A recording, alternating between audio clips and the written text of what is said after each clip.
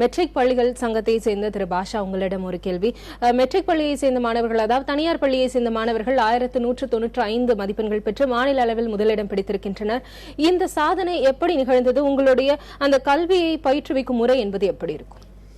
முதலில் நீண்ட இடைவெளிக்கு பிறகு இன்று இந்த +2 ரிசல்ட் வந்திருக்கு. சோ இதற்காக வெற்றி பெற்ற அத்தனை மாணவர்களுக்கும் தமிழ்நாடு நர்சரி, பிரைமரி, மெட்ரிக், மேல்நிலை மற்றும் சிபிஎஸ்இ பள்ளிகளின் சங்கத்தின் எங்கள் பொதுச்செயலாளர் நந்தகுமார் அவர்களின் சார்பாக முதல் வாழ்த்துக்களை நாங்கள் தெரிவித்துக் கொள்ள கடமைப்பட்டிருக்கிறோம். மிக முக்கியமாக இதற்காக ஒவ்வொரு குழந்தையும் தன் குழந்தையாக பாவித்து பயின்றுவித்த ஆசிரியர்களுக்கும், என் தனியார் பள்ளி ஆசிரியர்களுக்கும் நான் இந்த நேரத்தில் நன்றி சொல்ல கடமைப்பட்டிருக்கிறேன். உங்களுடைய உழைப்பு அது இன்று பலனாக பார்க்கிறார்கள். ஒவ்வொரு ரிசல்ட்டையும் மாணவர்கள் பார்க்கும்போது அந்த ஆனந்த கண்ணீரை பார்க்க முடியுது. இந்த வெற்றிக்கு முழுக்க பொறுப்பானவர்கள் ஆசிரியர் என்பது அனைவருக்கும் தெரியும். சோ நன்றியை தெரிவித்துக் கொள்கிறோம். தனியார் பள்ளி என்பது எப்பவுமே மக்களுக்காகவும் மக்களை சார்ந்த மாணவனை இந்தியாவில் வல்லரசாக்க வேண்டும் என்பதற்காகவே உருவாக்கப்பட்டு இன்று சிறப்பாக வழிகாட்டுதலின்படி, அரசு வழிகாட்டுதலின்படி நாங்கள் நடத்தி கொண்டிருக்கிறோம். அதன் காரணமாகத்தான் ஒவ்வொரு வருஷமும் தனியார் பள்ளி மட்டுமே முதன்மையாக முதல் மதிப்பெண்களை பெற முடிகிறது. அதற்காக நான் அரசாங்க பள்ளியை குற்றம் சொல்வதாக இல்லை. சரண்யா என்ற மாணவி எடுத்திருக்கிற மார்ப்பை கண்டிப்பாக பாராட்டியாக வேண்டும். அதுவும் காஞ்சிபுரம் மாவட்டத்தில் இவ்வளவு மழை வெள்ளங்களுக்கு பிறகும் ஒரு பெண் எடுத்திருக்காங்க, அதையும் நாங்கள் பாராட்ட கடமைப்பட்டிருக்கோம். பட் இன்னும் இதே போல் அரசாங்க பள்ளியும் வளர வேண்டும் என்பதுதான் எங்களுடைய ஆசை. அதற்காக தனியாக ஒவ்வொரு ஆசிரியர்களும் இரவு பகல் பாராமல் உழைத்தார்கள். அதனோட ரிசல்ட் தான். எந்த விதத்துல எல்லாம் அரசாங்க பள்ளிகள் வளர வேண்டும் அப்படின்னு நீங்க நினைக்கிறீங்க? அரசாங்கத்துல இலவசமாக கல்வி கொடுக்கறாங்க. ஆனா கல்வியை தவிர மத்ததெல்லாம் இலவசமாக கொடுக்கறாங்க. சோ அதை கொடுக்கணும். அந்த ஆசிரியர்கள் இந்த பொறுப்பு எடுத்துக்கணும். இந்த சேலஞ்ச், ஒரு மாணவனை ஒரு ஆசிரியர் ஒரு மாணவனை சேலஞ்ச் எடுத்துக்கணும். இந்த மாணவன் நான் இன்னைக்கு முக்கியத்துவம் கொண்டு வர போறேன், இவனை இந்த வருஷத்துல இவன் முடியாம இருக்கான், இவனை டார்கெட் பண்ணணும்னு கொண்டு வரணும். பொறுப்புணர்வை அதிகம் எடுத்துக்கொள்ளணும். இப்ப நாங்க ஸ்பெஷல் கிளாஸ் எல்லாம் வைக்கிறோம், 8:30 கிளாஸ் 6 o'clock எல்லாம் வைக்கிறோம். பட் இந்த மாதிரி எல்லாம் அரசாங்க பள்ளியில இருக்குல்ல, கடமைக்காக அங்க இருக்காங்க. நாங்க கடமையாக அதை செய்கிறோம். இதனால்தான் வெற்றி எங்களை கொண்டு செல்கிறது என்பதை நான் பகிரங்கமாக சொல்லிக் கொடுக்கிறேன். கடமை இல்லை, நாங்கள் கடமையாக செய்கிறோம். ஒவ்வொரு மாணவனும் இந்தியாவில் எந்த இடத்துல உட்கார்ந்தாலும் வல்லரசாக இந்தியா உருவத்துக்கு மாணவன் முக்கியம் என்று இந்த இடத்தில் நான் பதிவு செய்ய விரும்புகிறேன். அதற்காக தனியார் பள்ளியின் பங்கு மகத்தானது. அதற்கு தனியார் பள்ளியின் ஆசிரியர் பங்கும் மிக மகத்தானது. பாஷா சொல்றது போல 1-to-1 கவனம் இருக்கணும் அப்படின்னு சொல்லியிருக்கிறார்கள்.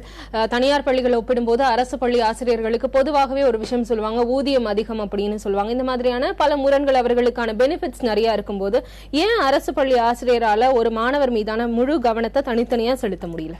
இப்பதான் விவாதமே சூடு பிடிச்சிங்க நினைக்கிறேன். பாஷா எப்பவுமே ஆரம்பிச்சிடும். பாஷாவாகவும் பேச ஆண்டனியாகவும் பேசுகிறார். ஒரு விஷயம் நல்ல விஷயம். ஆனா அந்த ஓனிங் இருக்கு பாத்தீங்களா, இவர்களது பள்ளி இவர்களது சொத்து, இவர்களோட ப்ராப்பர்ட்டி.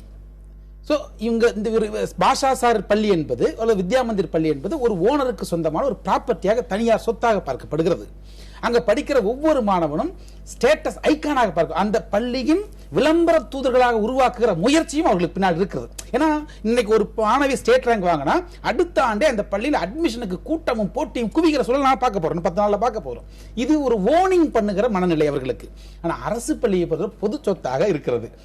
அது அங்க மாணவர்கள் அடிக்கடி சொல்ற விஷயம், ஒரு 10 அல்லது 15% ஆசிரியர்கள் வேண்டுமானால் தன் கடமையிலிருந்து வலுவி இருக்கலாமே ஒழிய 85% மாணவர்கள் ஆசிரியர்கள் கடுமையாக உழைத்துக் கொண்டிருக்கிறார்கள். ஆனா ஏன் அந்த ஓன்னஸ் வர மாட்டேங்குது? நம்ம பள்ளியிலையும் நம்ம பள்ளி மாணவர்களுடைய புகைப்படத்தை முன்னால வைக்கணும், முதல் 3 இடங்கள் அப்படின்ற அந்த ஓன்னஸ் ஏன் வர மாட்டேங்குது? அதுதான் ஏன் சொல்ல வரேன்னா, அப்ப இங்க மாணவனும் ஆசிரியர் மட்டும் அல்ல விஷயம்.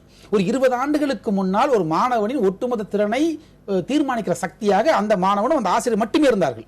20 ஆண்டுகளாக இந்த நுகர்வு கலாச்சாரம் வந்த பிறகு இந்த இரண்டையும் தீர்மானிக்கிற அன்ஆர்கனைஸ்டு செக்டாராக, ஆனால் பவர்ஃபுல் செக்டாராக பெற்றோர்களும் ஒரு குடும்ப சூழலையும் இருக்கிறதை மறந்துவிடக் கூடாது. ஒன்னு சொல்ல போனா அரசு பள்ளி மாணவர்களை போற இவங்க கிட்ட கொடுத்தா என்ன செய்வார் என்பது கேள்வி.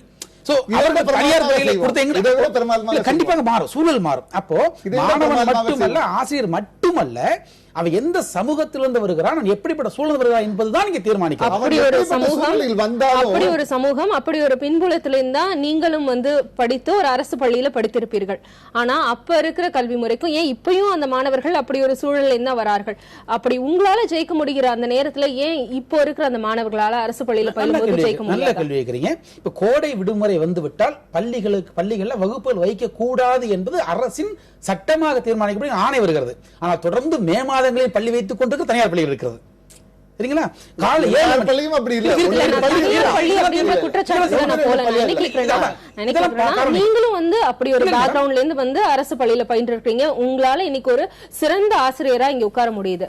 ஆனா இதே மாதிரி ஒரு பேக்ரவுண்ட்ல இருந்து வந்த தற்போது ஒரு மாணவன் அரசு பள்ளியில படிக்கிறானா அவன் இந்த மாதிரி வர முடியுதா? இப்போ இந்த மதிப்பெண் சொல்றோம், இந்த நம்பர்கள் வைத்து பேசிக்கிட்டு இருக்கோம். இந்த டாப் மார்க் வந்தவர்கள் யாரும் வச்சு பேசிக்கிறோம் இல்லையா? டாப் மார்க் வந்தாலும் பிரைவேட் பள்ளி மாணவர்கள். ஆக அரசு பள்ளி மாணவர்கள் தோற்று போயிட்டு அர்த்தம் இல்லை. அவர்கள் நிறைய தேர்ச்சி பெற்று இருக்கிறாங்க. ஆனால் இவர்கள் அதிகமான மதிப்பெண் எடுக்க வைப்பதால அவங்க முன்னாடி போக்கஸ்க்கு வராங்க. அதற்கு காரணம் கூடுதல் பயிற்சிகள், விடுமுறை இல்லாத பயிற்சிகள், 10ஆம் வகுப்பு தேர்ச்சி பெற்று 11 அட்மிஷன் போட்ட உடனே 2 ஆண்டுகள 12ஆம் வகுப்பு மட்டுமே நடத்துகிற பள்ளிகள். நாங்கள் செய்வதில்லை. நாங்கள் நடத்த முறையான முறை சார்ந்த கல்வி இதையுமே நடத்த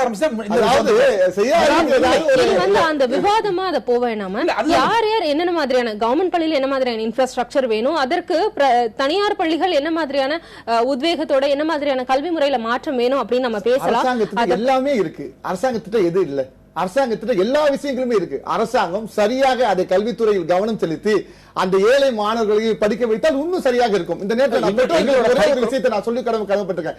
மார்க் அப்படிங்கிற ஒரு விஷயத்தை ஏற்கனவே அவங்க சொல்லியிருந்தாலும் நான் சொல்லும் போது அது சரியாக இருக்கும் என்று நினைக்கிறேன். என்னன்னா, மார்க் மட்டும் பேஸ்ட் இல்ல. இப்ப இந்த 10th இப்ப ஸ்டேட் ஃபர்ஸ்ட் வந்திருக்க மாணவி 10thல வந்து ஸ்டேட் தேர்டா வந்தாங்க. 2 மார்க்ல வந்து அவங்க லூஸ் பண்ணாங்க 10thல. ஆனாலும் ஒரு டார்கெட்டா அச்சீவ் பண்ணி நான் வந்து +2ல வின் பண்ணிருக்காங்க. இதுதான் டார்கெட்டா எடுத்துக்கணும். ஏன்னா பக்கத்து வீட்டு இருக்கவங்களுக்கு பொதுவா ஒரு ஆனா அந்த அச்சீவ்மென்ட், அந்த டார்கெட்டுக்காக அவங்க பல விஷயங்களை இழந்திருக்கலாம். அது வந்து எதையும் இழக்காமல் அச்சீவ்மென்ட் கிடைக்காது. அதாவது இழந்து ஆகணும். இழந்தாதான் அச்சீவ்மென்ட் கிடைக்கணும். இல்ல எந்த மாட்டுக்கத்துல. ஏன்னா பேரண்ட்ஸ் உள்ள கம்பேரிசன் ஒரு பேரண்ட்ஸ் இருக்காங்க, அதே ஸ்கூல்ல தான் நீயும் படிக்கிற, அதே டீச்சர்ஸ் தான் உனக்கும் பாடம் எடுக்கிறாங்க, அதே பீஸ் தான் நானும் கட்டுறேன், ஆனா அவன் மார்க் வேற நீ மார்க் வாங்குற அப்படிங்கிறாங்க. உடனே அந்த பையன் சொல்லுவான் அப்பா அம்மா வேறையாச்சு அப்படின்னு. இது வந்து நகைச்சுவைக்காக சொல்லப்பட்டிருந்தாலும் அர்த்தம் உண்மை என்பதை எடுத்துக்கணும். அதுல கண்டிப்பாக எந்த பேரண்ட்ஸும் ஒரு மார்க்காக நீ ஸ்டேட் ரேங்க் போயிடுச்சு, ஒரு மார்க்காக டிஸ்ட்ரிக்ட் ரேங்க் போயிடுச்சு தயவு செய்து சொல்லாதீர்கள். மார்க் மட்டும் மாணவனை அடுத்த கட்டத்துக்கு கொண்டு போய் தவிர மற்றபடி பெரிய விஷயத்துக்கு இல்லை. ஆனால் ஒவ்வொரு மாணவனும் நாட்டிற்கு முக்கியம் என்பதால் முக்கியம்.